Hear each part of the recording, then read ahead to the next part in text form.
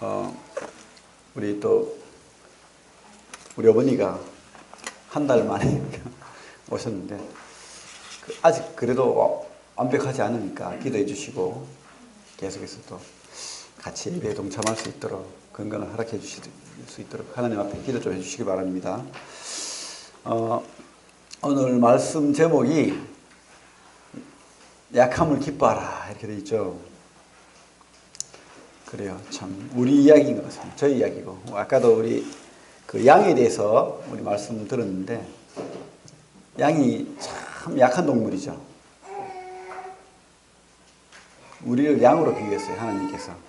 우리가 막 사자고 막 이렇게 늑대고, 그죠? 강하면 하나님이 우리를 그만큼 사랑하기 어려웠을 것 같아요. 우리는 다 약한 부분이 있죠. 어떤 약한 부분이 있습니까? 각자에게 다 있죠. 뭐 육체적으로 약한 병이 있거나 또 장애가 있거나, 감정적으로 또 쉽게 감정이 또 약해서 병이 있고 우울증이 있고 그런 사람들도 있고, 아니면 관계 장애를 가져서 대인공포증이나 그런 게 있는 사람들도 있죠.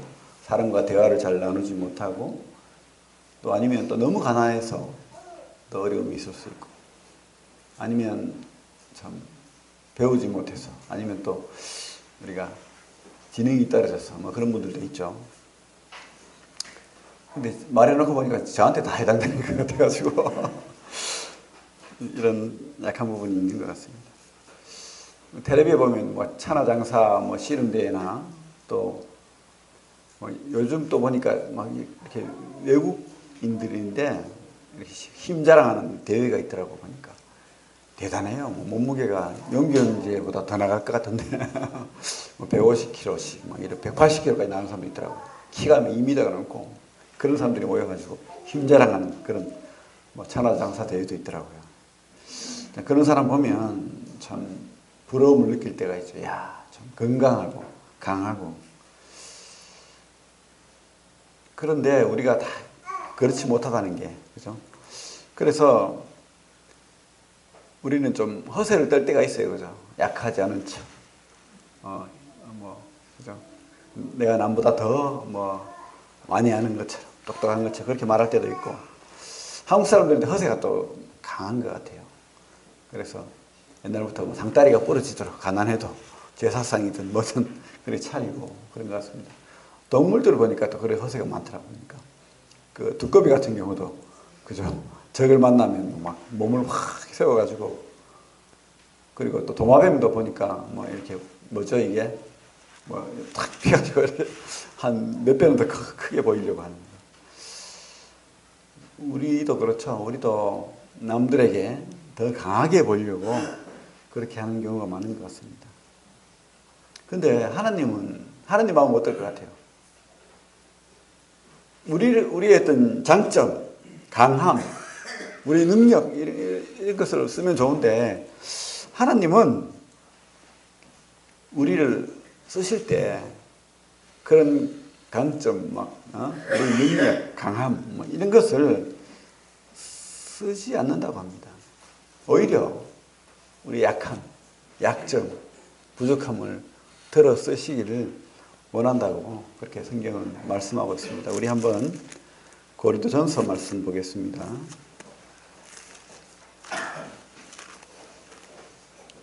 고린도전서 1장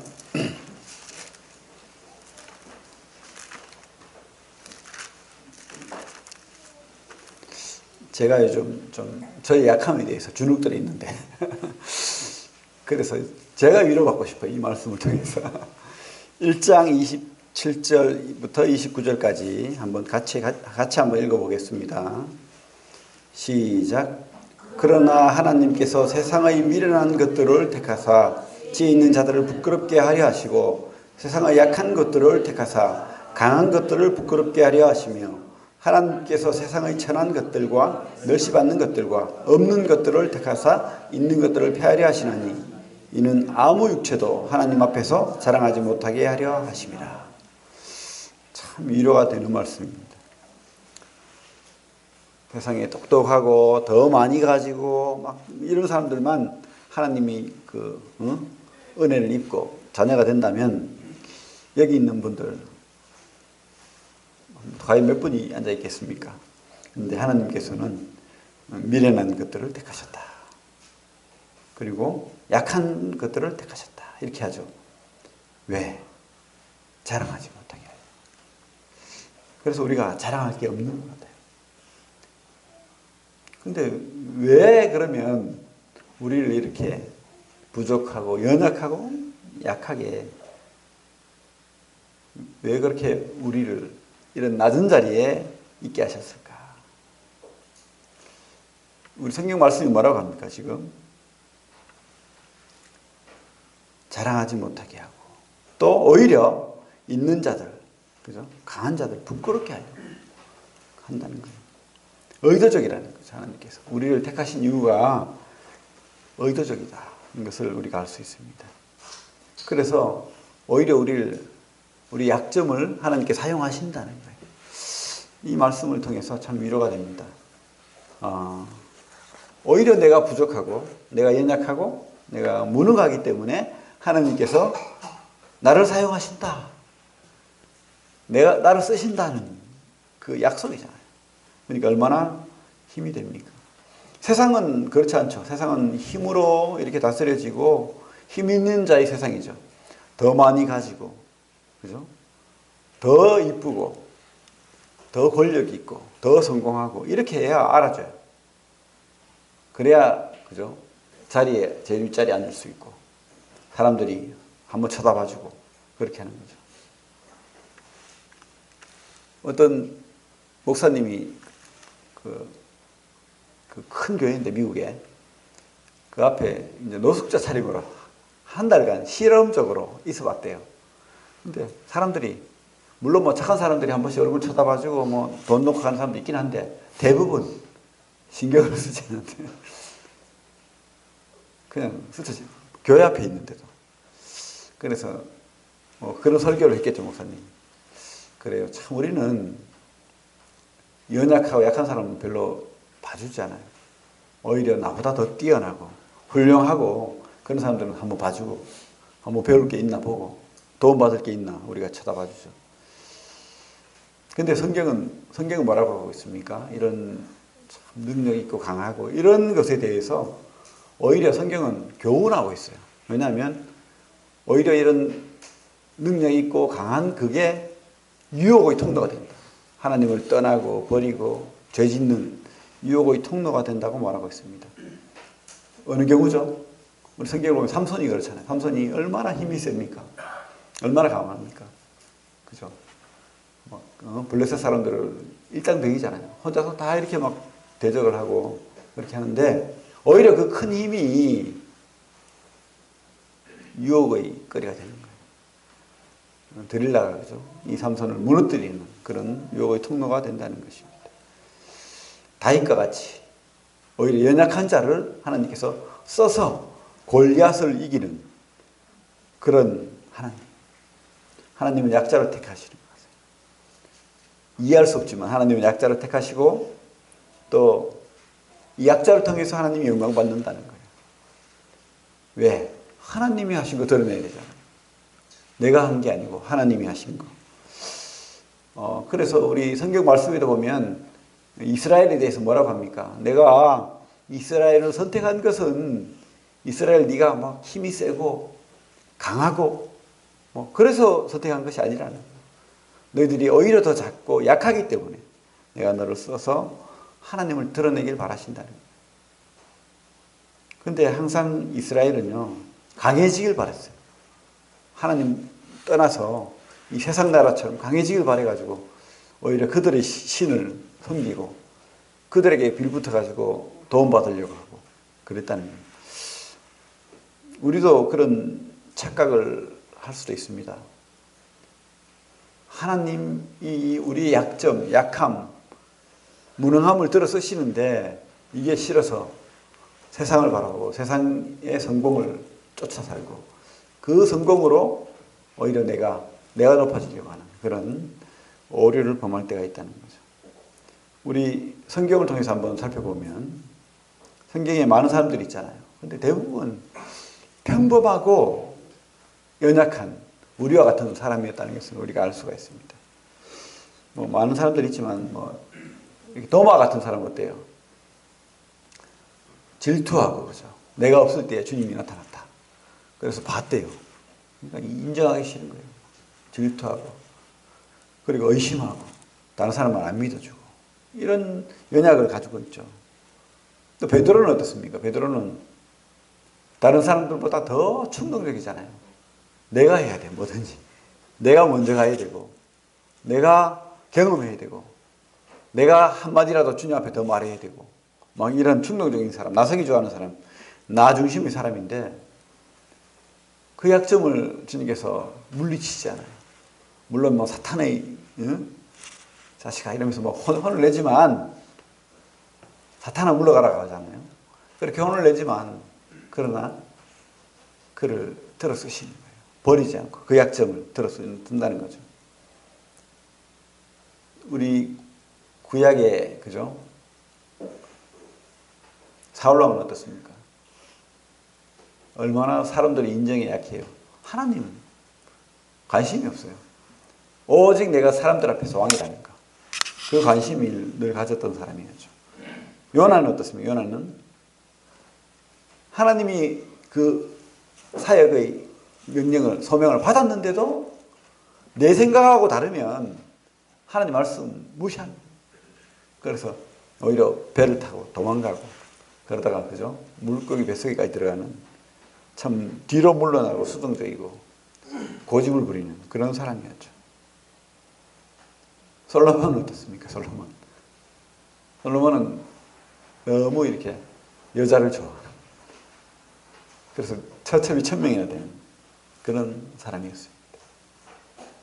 우리 신약에 보면 또 마가는 어떻습니까?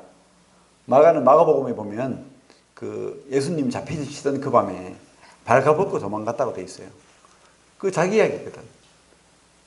이 옷을 입었는데 누가 이렇게 옷을 막 잡으려고 하니까 옷 벗어버리고 도망갔다니까요. 발가벗고. 또 어떻습니까? 마가는 그 바울과 바나바를 따라서 선교 여행을 갔는데 그 토로스 산맥에서 그 힘든 여정에 지쳐서 다 내팽개쳐 버리고 어떤 그죠? 삼촌 바나바와 이 바울이 죽든 말든 나부터 살자 하면서 도망갔던 그런 사람이었잖아요. 2번이나 실패했던 그런 마가 많죠. 다들 이렇게 약한 사람들인 것을 우리가 알 수 있습니다. 이런 약한 자를 들어 쓰시기를 원하는 거예요. 우리 예레미야를 보면 예레미야에게 주님께서 이렇게 우리 한번 볼까요? 예레미야 1장 6절 성경을 통해서 한번 보겠습니다.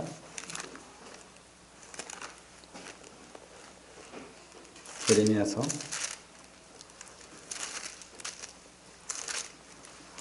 우리가 우리 성경을 통해서 우리 스스로 주눅 들고 참 연약해진 우리 마음이 있다면 회복되고 위로받기를 바랍니다. 예레미야 1장 6절을 보면 1장 5절부터 7절까지 5절부터 7절 같이 읽어보겠습니다. 예레미야 1장 5절부터 7절까지 시작. 내가 너를 모태에 짓기 전에 너를 알았고 내가 배에서 나오기 전에 너를 성별하였고 너를 여러 나라의 선지자로 세웠노라 하시기로 내가 이르되 슬프도소이다. 주 여호와여 보소서 나는 아이라 말할 줄을 알지 못하나이다.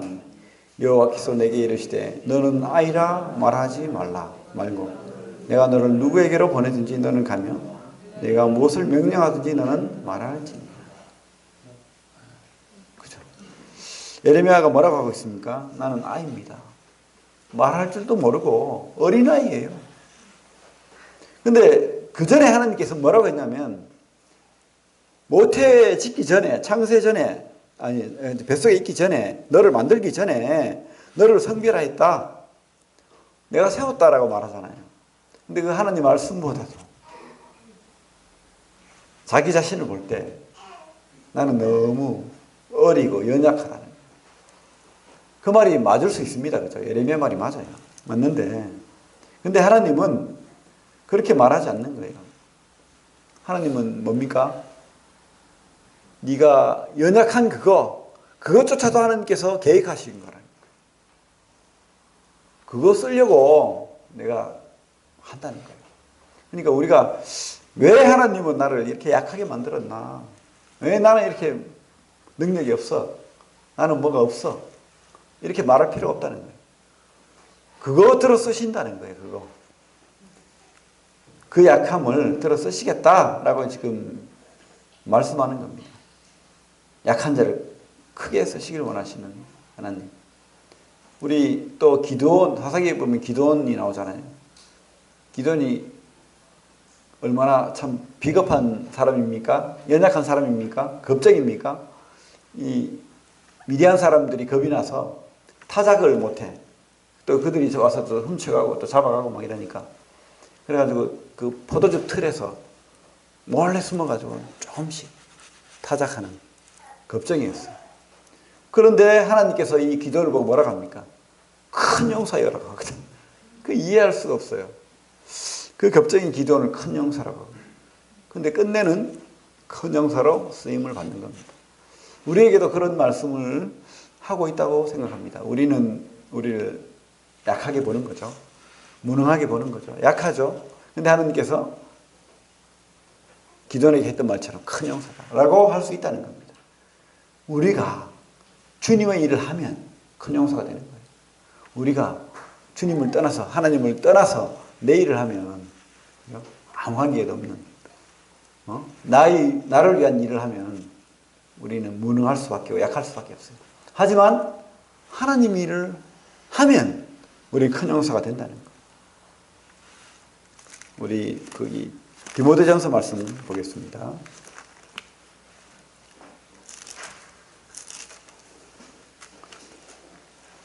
바울 참 1장 보기. 디모데전서 1장 15절부터 볼 건데, 바울이라는 사람은 참 대단한 사람이에요. 사실은 수석 졸업자예요.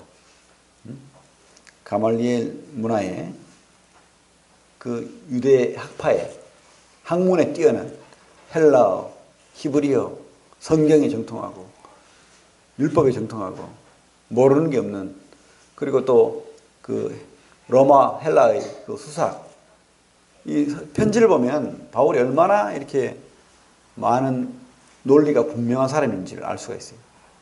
그만큼 수사학이 뭡니까? 이 말하는 능력이잖아요. 글 쓰는 능력. 이것을 가졌던 아주 훌륭한 그 당시에 최고의 석학이죠. 그런데 바울은 자신을 뭐라고 하고 있냐면 1장 15절부터 16절을 보면, mit보다 모든 사람이 받을 만한 이 말이여 그리스도 예수께서 죄인을 구원하시려고 세상에 임하셨다 하였도다. 죄인 중에 내가 괴순이라. 그러나 내가 긍휼을 입은 까닭은 예수 그리스도께서 내게 먼저 일체 오래 참으심을 보이사 후에 주를 믿어 영생 얻는 자들에게 본이 되게 하려 하심이라. 이게 뭐 옛날에 주님을 주님을 믿는 사람들을 학대하고 잡아가고 막 죽이고 이랬던 그런 말일 수도 있지만, 죄인 중에 괴수라는 말은 현재형이거든. 사실은 이 원어상으로 보면 현재형이에요. 현재형. 지금 그렇다는 거예요. 지금 내가 죄인 중에 괴수다. 자신의 약점을 너무 잘 아는 거예요. 엉망진창이라는 거예요. 사고뭉치라는 거예요. 연약에 빠져 있다는 거예요. 스스로를 그죠? 그렇게 본다는 거예요. 하나님 없이 우리만 보면 그럴 수 있다는 거예요. 제대로 보면 그렇죠. 우리 자신을 제대로 보면 그렇다는 겁니다. 지금 이 편지를 쓸 때가 이 바울의 그 사역의 말기쯤 되잖아요. 나이도 지긋하고, 하지만 여전히 연약한, 여전히 죄인일 수밖에 없는 그런 자신을 지금 보고 있습니다. 근데 하나님께서 이런 자를 쓰는 거예요. 이런 자를. 진짜 연약한 자를. 바울은 또 사실은 많은 연약을 가졌죠. 우리 한번 고린도 후서 말씀 보겠습니다.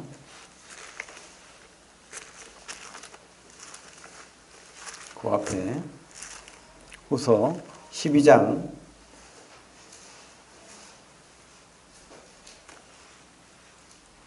7절부터 10절까지 우리 같이 한번 읽어볼게요. 12장 고린도 후서 12장 7절부터 10절 시작. 여러 계시를 받은 것이 지극히 크므로 너무 자만하지 않게 하시려고 내 육체의 가시 곧 사탄의 사자를 주셨으니 이는 나를 쳐서 너무 자만하지 않게 하려 하심이라. 이것이 내게서 떠나가게 하기 위하여 내가 3번 주께 간구하였더니 나에게 이르시기를 내 은혜가 너에게 족하도다. 이는 내 능력이 약한 데서 온전하여짐이라 하신지라. 그러므로 도리어 크게 기뻐함으로 나 여러 약한 것들에 대하여 자랑하리니 이는 그리스도의 능력이 내게 머물게 하려 함이라. 그러므로 내가 그리스도를 위하여 약한 것들과 능력과 궁핍과 박해와 공고를 기뻐하노니 이는 내가 약한 그때에 강함이라. 그래요. 바울이 깨달은 것은 바로 이런 나의 약함, 무능함, 나의 그 죄악들, 이런 것들, 이 연약 속에서 하나님의 능력을 보는 겁니다. 바울에 대해서 여러 말이 있습니다. 사실은 바울은 눈이 안 보이는 사람이었다. 그래서 그 성경 여러 군데 보면 큰 글자로 썼다고 이렇게 돼 있고, 어떤 경우에는 간질병이 있었다. 그러니까 사람들이 하나님의 사손인데, 하나님의 큰 일을 하는 사람인데, 그죠? 간질병을 가지고 있다고 생각해봐요. 얼마나 그 마음이 답답하겠어요. 말씀 전하다 갑자기 넘어지고 이랬다고 생각해요. 여러 말이 있어요. 간질이었는지 아니면 눈이 나빠서 앞을 못 보는 사람이었는지 알 수 없지만, 참 하나님 앞에 이것만 없으면 내가 더 큰일 하겠습니다. 하나님 제발 요거 낫게 해주십시오. 이렇게 기도했다는 거예요. 죽었던 사람 살리고, 그죠? 손수건만 갖다 놔도 병이 낫고 귀신이 도망가는 그런 능력의 사람이 하나님 앞에 3번이나 기도했는데 하나님 안 들어주시. 오히려 하나님께서 뭐라고 하냐면 네 은혜가 족하다. 이는 내 능력이 내 약함 가운데 있다는 거예요. 위로가 되지 않습니까? 우리의 약함 가운데서 하나님이 역사하신다는 거예요. 바울뿐만 아니고 우리에게도. 그래서 바울이 이런 고백을 하는 겁니다.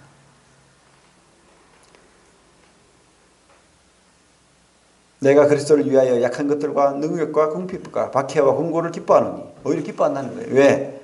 이는 내가 약한 그때에 강함이라. 그러니까 우리가 발상의 전환을 해야 된다는 겁니다. 우리가 약하고 무능하고 할 때, 하나님이 일하시겠구나. 하나님이 강함이 드러나겠구나. 그렇게 우리가 오히려 생각을 해야 된다는 겁니다. 그래서 우리가 약함을 기뻐하는, 그 바울처럼 우리도 그런 기쁨을 가져야 된다는 거죠. 우리 그 앞에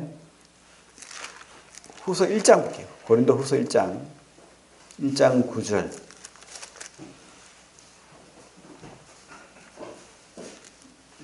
바울은 그런 육체적인 약점뿐만 아니고도 그 사역 속에서 많은 어려움을 겪었죠.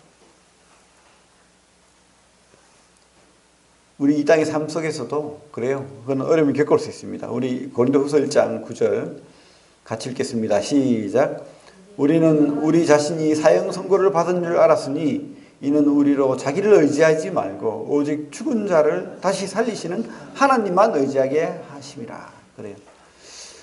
우리의 약함이 드러나고 이 땅에서 우리에게 파도처럼 밀려오는 우리보다 더 큰 세상, 더 큰 이 세상의 그 강함이 밀려올 때, 그죠? 어려움이 밀려올 때 하나님이 그렇게 하신 목적이 뭡니까? 하나님이 강함을 의지하라는 거예요.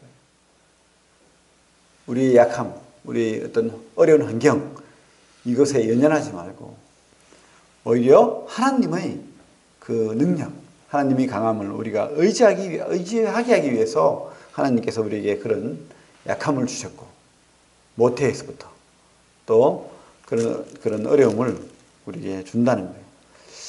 고린도전서 말씀 그 2장 보겠습니다. 그 앞에 2장 고린도전서 2장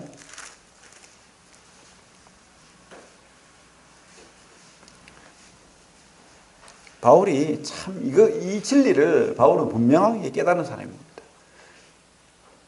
2장 4절 5절 같이 한번 읽어보겠습니다. 고린도전서 2장 4절 5절 시작.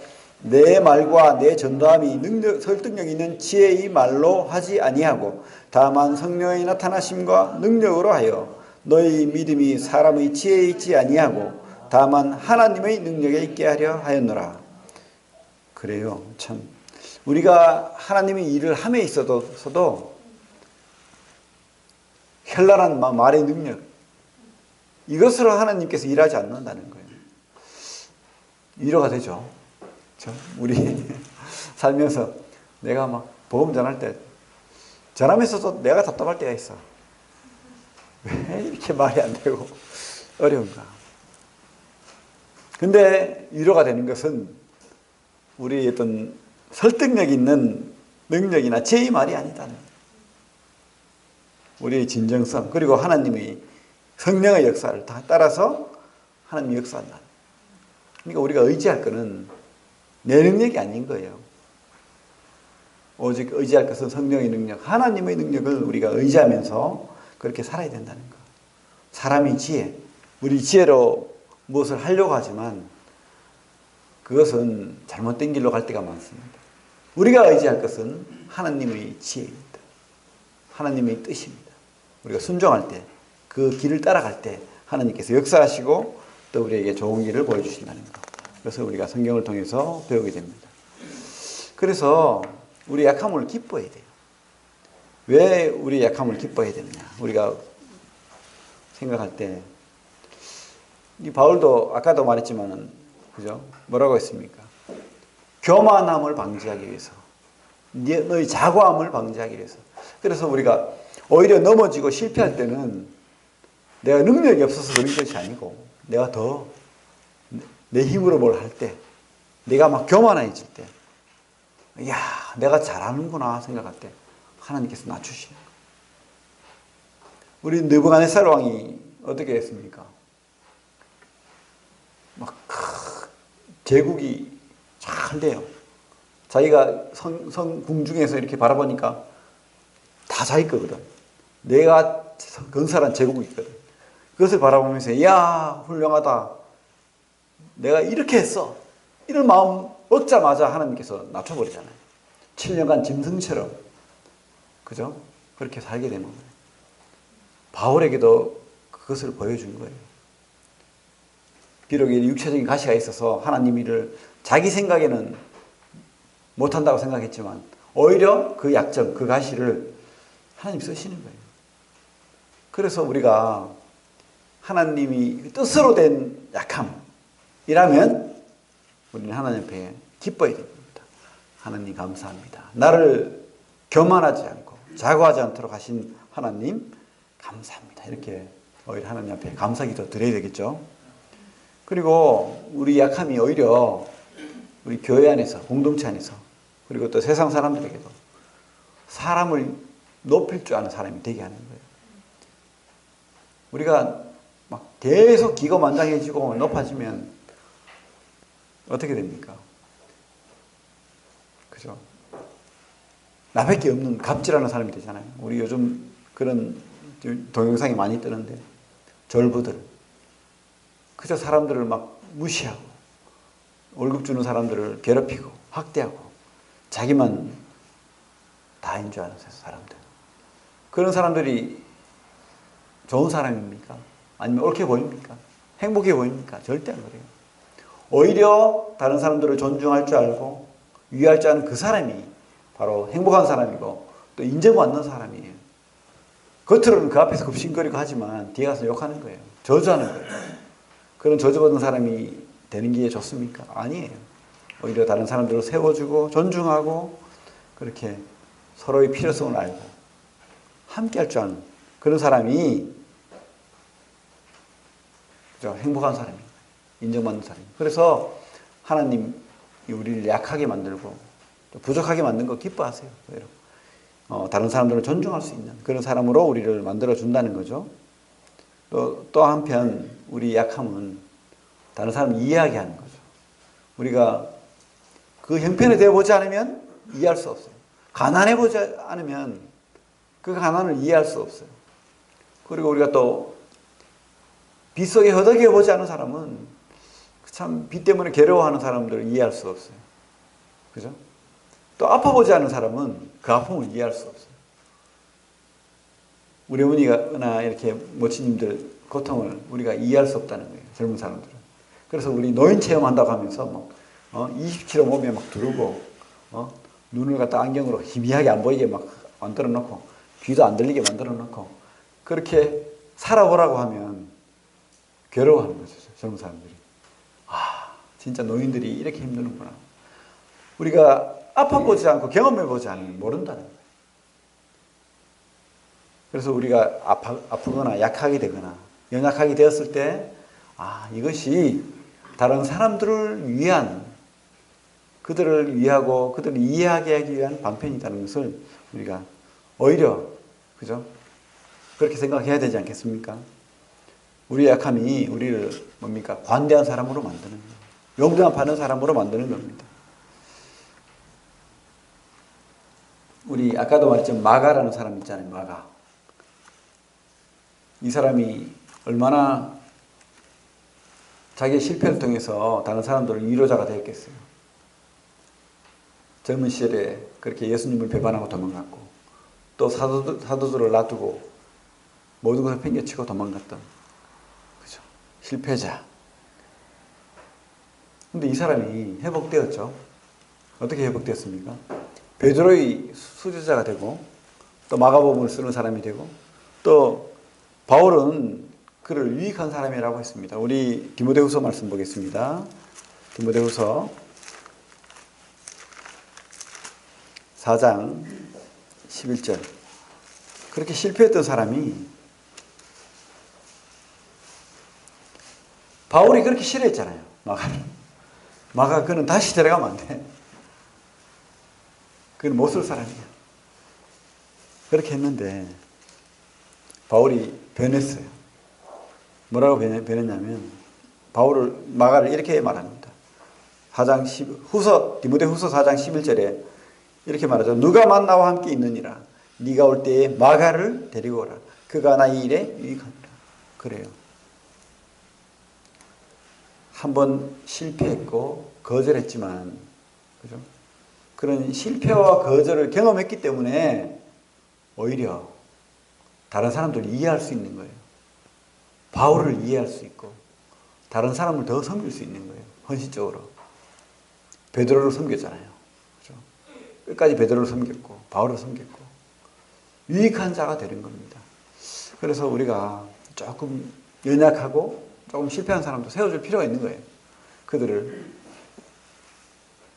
너무 이렇게 내치고 혼내고 기회를 주지 않고 이렇게 하면 안 될 것 같습니다. 약함과 실패가 회복되면 이렇게 쓰임받는 겁니다. 오히려 하나님 앞으로 더 나아가는 계기가 되는 거예요. 오히려 우리의 약함이 하나님이 기뻐하시는 뜻이다. 이런 것을 우리가 발견할 수가 있습니다. 나의 약함이 하나님이 기뻐하시는 뜻이다. 바울이 고백했던 것처럼 약함을 기쁨으로 받아들이는 그런 성도들 되시기 바랍니다. 혹시 연약에 처해 있고 참 늘 좌절하고 힘들더라도 하나님이 이것을 쓰신다. 이렇게 기쁨으로 또 받아들이시고 마가처럼 회복되고 더 큰 사역 감당하시기 바랍니다. 예, 기도하고 마치겠습니다.